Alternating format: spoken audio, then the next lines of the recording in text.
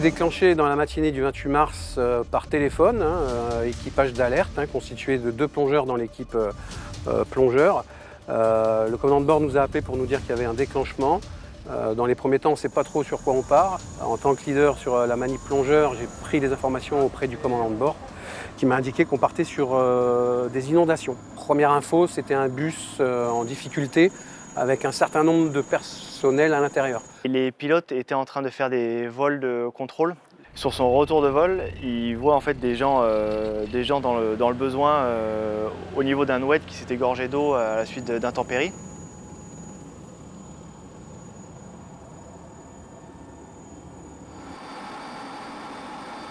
Alors, mes premières missions en tant que MECNAV, ça a été de préparer tout ce qui était performance de la machine, c'est-à-dire quels étaient le nombre de personnes à secourir et combien de carburant on devait embarquer à bord de la machine. Et aussi préparer la soute, c'est-à-dire savoir si on devait mettre une civière ou pas et comment l'équiper, en fonction de la mission qu'on nous avait demandé.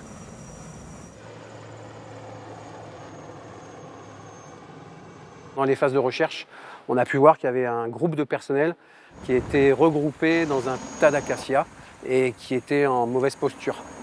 Donc on a pris cette information comme étant les personnels de ce bus.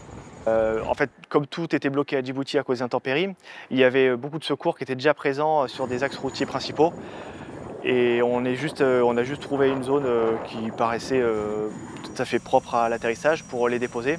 Et effectivement, en arrivant, il y avait déjà des policiers, des pompiers djiboutiens. Il y avait aussi nos gendarmes et nos pompiers qui étaient présents.